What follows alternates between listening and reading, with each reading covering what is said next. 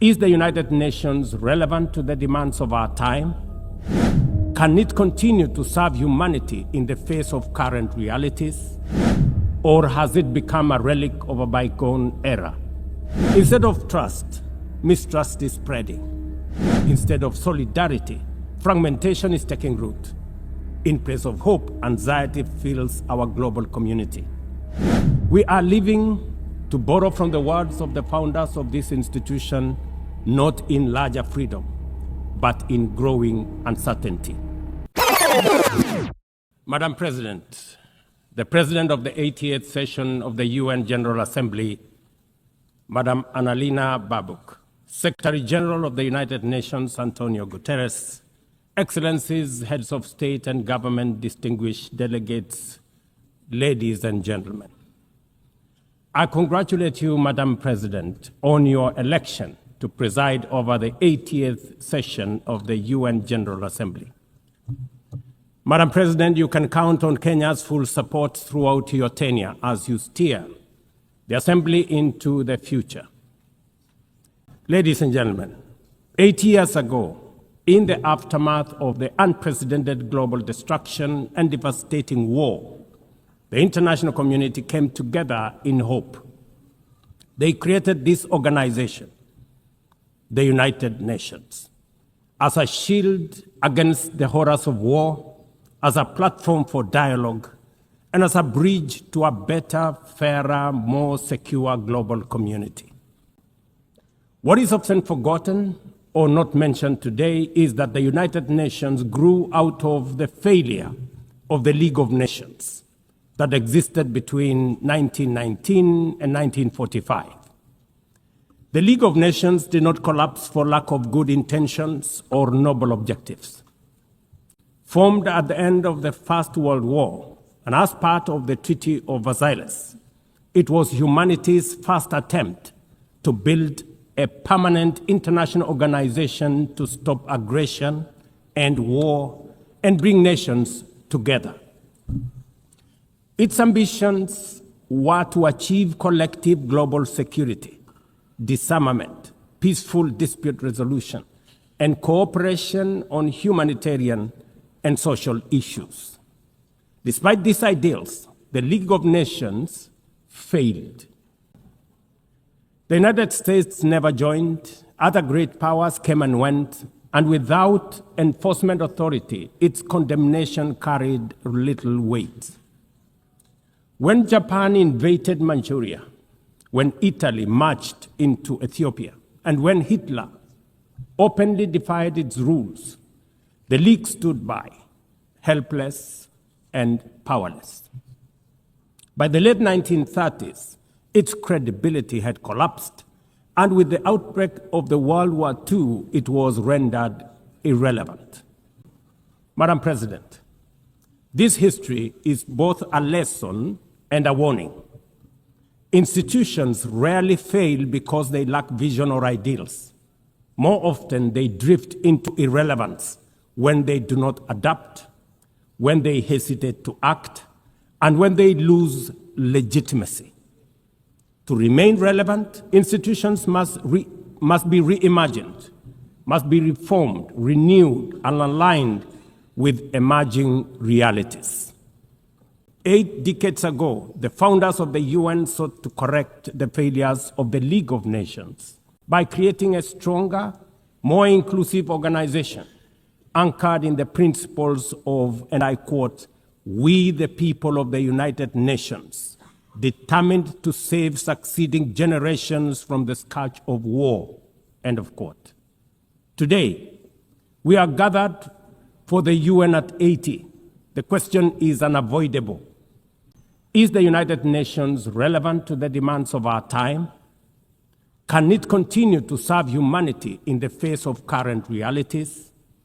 Or has it become a relic of a bygone era? Madam President, Excellencies, we meet against a grim global backdrop. Conflict rages in Eastern Europe, the Middle East, the Sahel, the Horn of Africa, and beyond. Climate disasters grow fiercer by the day inequality deepens, pandemics loom, and technological disruptions outpaces governance. Instead of trust, mistrust is spreading. Instead of solidarity, fragmentation is taking root. In place of hope, anxiety fills our global community. We are living, to borrow from the words of the founders of this institution, not in larger freedom, but in growing uncertainty. At this moment of turbulence, when we most need a strong United Nations, the organization faces its deepest crisis in credibility and capacity. Funding cuts have paralyzed its operations. Bureaucracy has slowed its response. The Security Council remains frozen in the post-war structures of 1945, unable to act inclusively, with fairness, and with speed. Ladies and gentlemen, I can, however, state with absolute conviction that the United Nations has been one of humanity's greatest achievements. For 8 decades, it has held back the specter of global war, calmed conflicts from Cambodia to Liberia, and stood guard in some of the world's most dangerous places through the courage of its peacemakers and peacekeepers. Few institutions in humanity's history can claim such a legacy. The United Nations has stood at the front lines of humanitarian crisis, from famine relief in the Horn of Africa to emergency shelter for millions of Syrian and Ukrainian refugees. It was at the forefront in the eradication of smallpox, coordinated global responses to HIV and AIDS, Ebola, and COVID-19, and continues to champion universal vaccination. Its agencies have advanced women's rights, protected children, safeguarded refugees, and set global norms on everything from disarmament to climate action.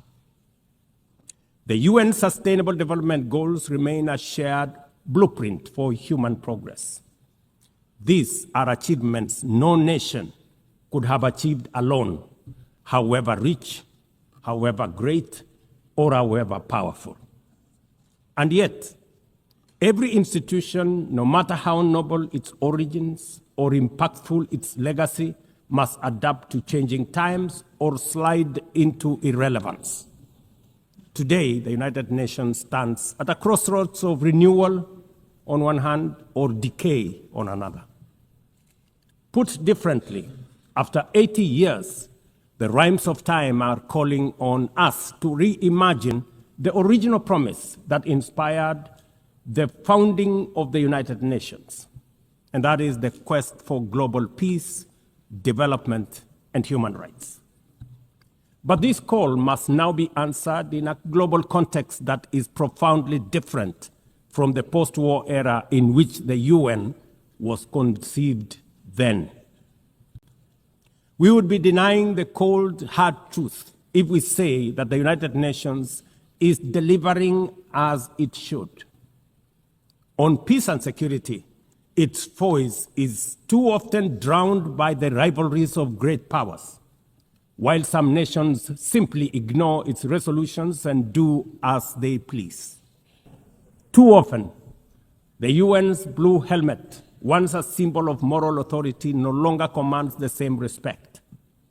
From the conflicts in Gaza to Ukraine, to the crisis in Sudan, DRC Congo, Somalia, and the Sahel, we see actors proceed undeterred by the United Nations calls.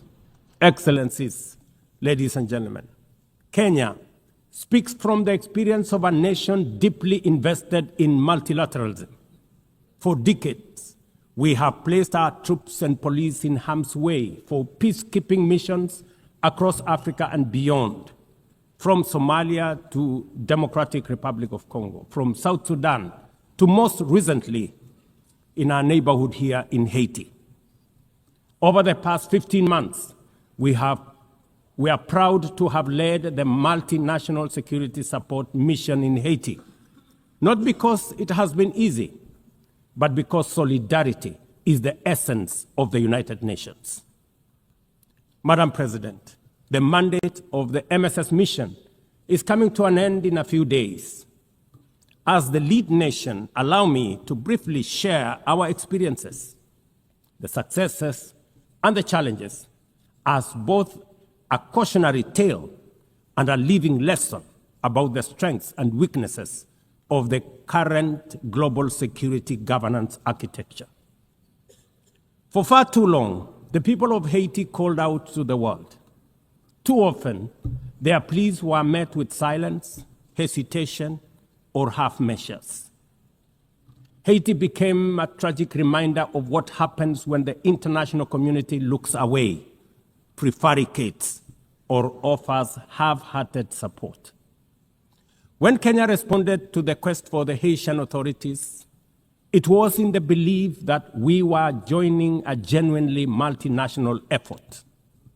We welcomed and fully embraced Resolution 2699, by which the United Nations Security Council authorized the MSS with Kenya as the lead nation.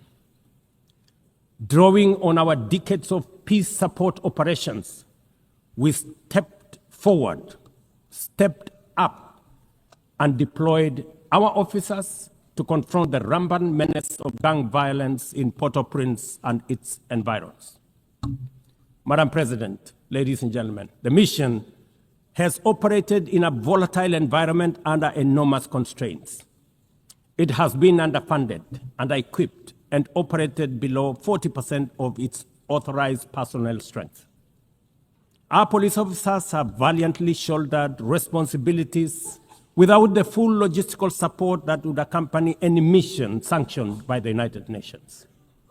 Despite these challenges, and against all odds, the MSS has delivered results many thought were impossible. The presidential palace, once under siege from gangs, is today restored as the seat of government. The police headquarters and the police training center, once overrun by gangs, are now secure, with the academy resuming the training of new police officers, over 700 of whom graduated a few months ago.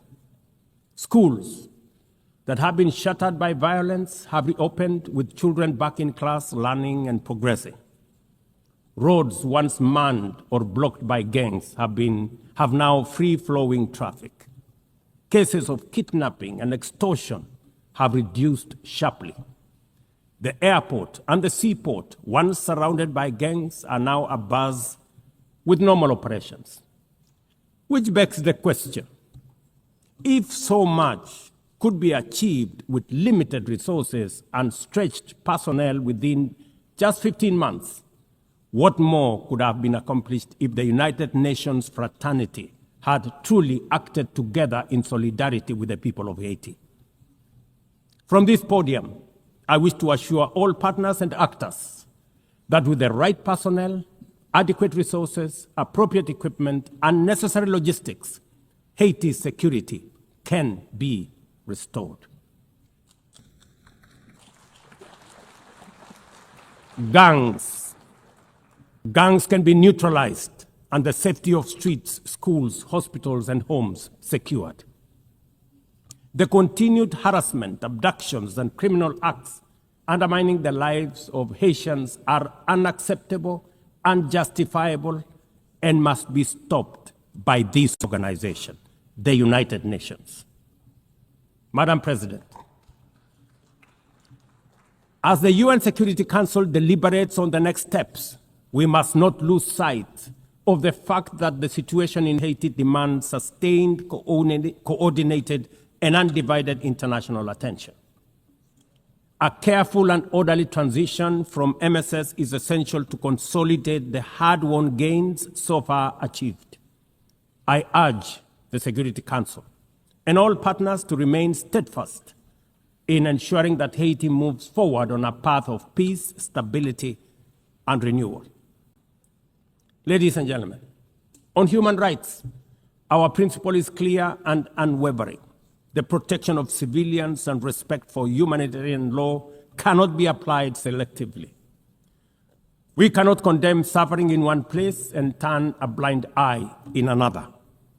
Kenya is gravely concerned by the humanitarian catastrophe in Gaza and by the immense suffering of civilians caught in the devastation of disproportionate military operations. At the same time, we call for the unconditional release of Israeli hostages.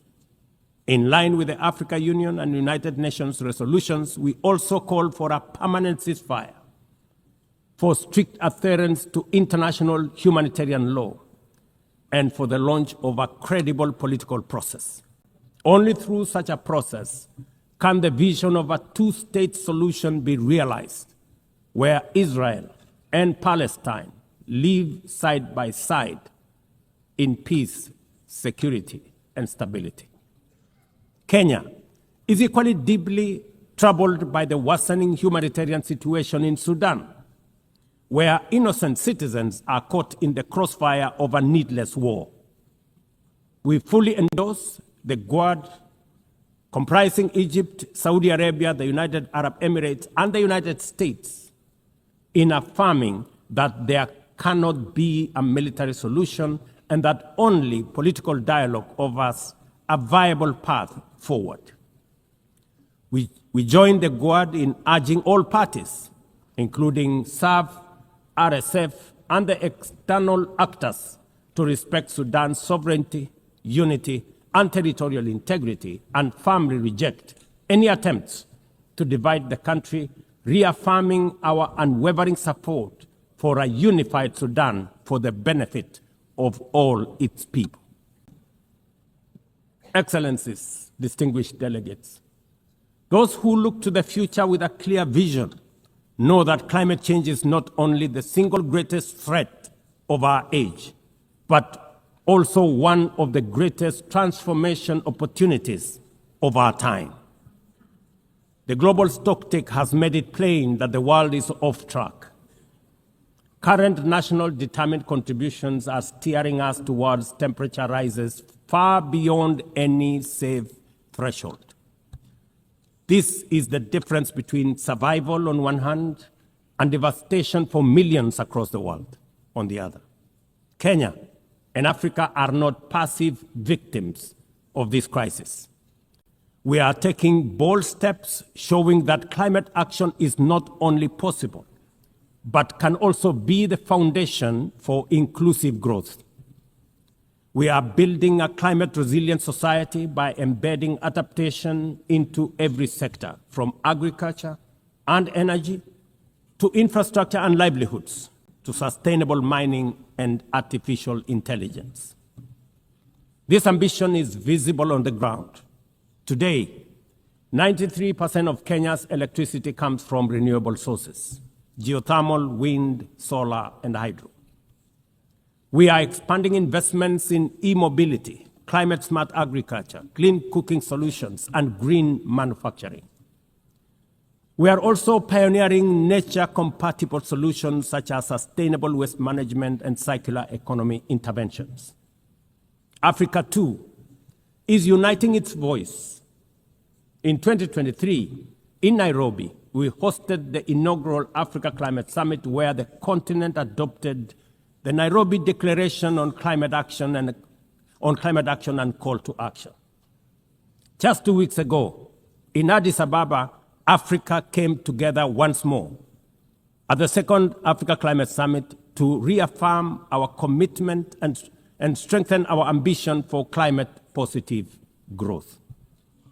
We declared Africa not just as a victim of the crisis, but as a source of solutions, with climate action driving economic growth, transformation, and job creation for our communities. Ambition, ladies and gentlemen, cannot stand on willpower alone. Implementing our new NDCs will require $56 billion.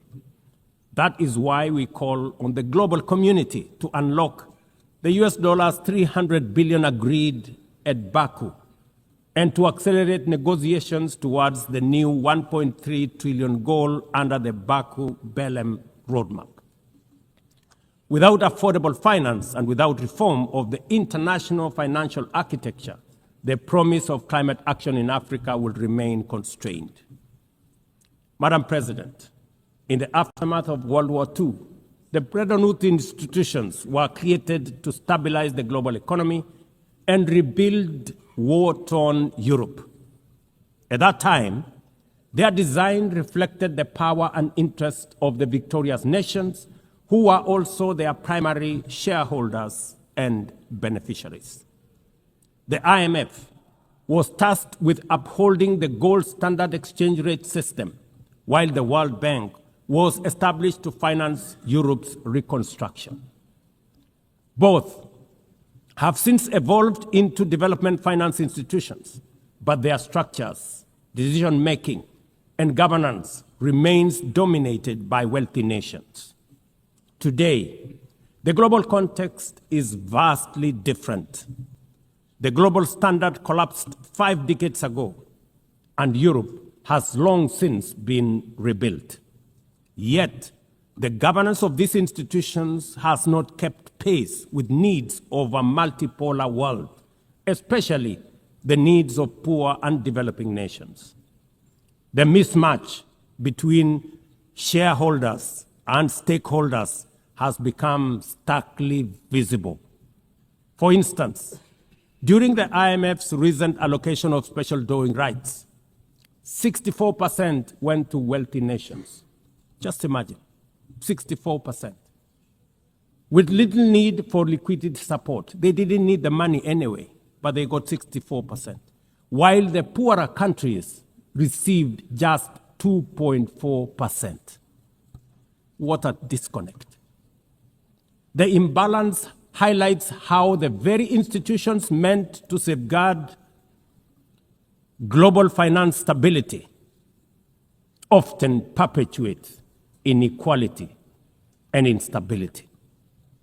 I have argued, and I say it again, that the current global financial architecture punishes poor countries with high interest rates and enormous conditionalities, while rewarding rich nations with lower interest rates and softer lending rates. Its rules, priorities, and allocation mechanisms consistently favor those already prosperous, while trapping vulnerable economies in cycles of debt, high borrowing costs, and inadequate access to emergency support and concessional funding. It is imperative to transform these institutions into genuinely independent, apolitical global bodies that their operations are aligned with their global mandate. Such a shift would democratize decision-making, restore credibility, and allow the IMF and the World Bank to serve all countries fairly rather than reinforcing old hierarchies. But Africa is not merely waiting for external prescriptions. We are taking bold and deliberate steps to strengthen our financial independence, safeguard our stability, and accelerate our development. Kenya, for instance, fully endorses the establishment of the Alliance of African Multilateral Financial Institutions, launched with the Africa Union in February 2024. This alliance brings together our homegrown banks, Afrexim Bank, the Africa Finance Corporation, the Trade and Development Bank, Shelter Afrique, Africa Re, Africa Development Bank, Africa Trade and Investment Development Insurance, and ZEPRI, institutions that embody Africa's determination to mobilize resources, finance trade, and build resilience on our own terms. At the same time, the Africa Union is championing 3 transformative institutions: the Africa Central Bank, which will issue a single currency and free our trade from dependence on foreign money; the Africa Monetary Fund, positioned to stabilize our economies and give us true financial sovereignty; and the Africa Investment Bank, designed to mobilize resources for infrastructure, industrialization, and integration that Africa needs to rise. And to complete this vision, the Africa Credit Rating Agency, one that understands our realities, values our uniqueness, and tells our story with fairness and truth, has already been established. Excellencies, as we mark the 80th anniversary of the United Nations, Africa also marks 20 years since the Ezulwini Consensus and the City Declaration, the two historic milestones that establishes the common African position on UN Security Council reforms. For 2 decades, Africa has spoken in one voice, demanding justice, equity, and representation in the highest organ of global governance. This demand, however, continues to be ignored, deferred, or endlessly debated to the detriment of both Africa and the legitimacy of the United Nations itself. You cannot claim to be the United Nations while disregarding the voice of 54 nations. It is not possible. Africa is no longer willing to wait on the margins of global governance while decisions about peace, security, and development are made without our understanding, without our perspectives, and without our voice. Africa's exclusion is not only unacceptable, unfair, and grossly unjust, it also undermines the very credibility of the United Nations, this organization. Africa dominates most of the Security Council agenda, provides some of the largest contingents of UN peacekeeping forces, and bears the heaviest costs of instability. Yet we remain the only continent without a permanent seat at the main table where decisions about our destiny are made. Africa deserves, ladies and gentlemen, at the very least, 2 permanent seats with full rights, including the right to veto, and 2 additional non-permanent seats on the United Nations Security Council. The world must understand that reforming the Security Council is not a favor to Africa or to anybody. It is a necessity for the United Nations' own survival. If the United Nations is to remain relevant in this century, it must reflect today's realities, not the post-war power arrangements of 1945. Madam President, despite the stated and evident weaknesses of the United Nations, it still remains humanity's best chance at global solidarity. No other institution has the universal legitimacy or convening power of the UN.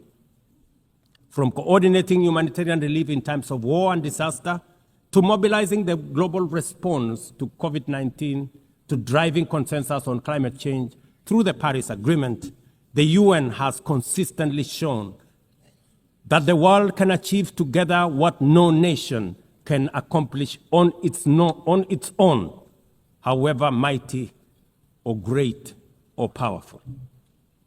As Dag Hammarskjöld, the UN's Second Secretary General, once observed, and I quote, "The United Nations was not created to take humanity to heaven, but to save it from hell." End of quote. That mission is as urgent today as it was 8 decades ago. At a time when conflicts are multiplying, when climate change threatens every economy, and when inequality is widening, the need for a functioning, credible, effective, and a multilateral system has never been greater.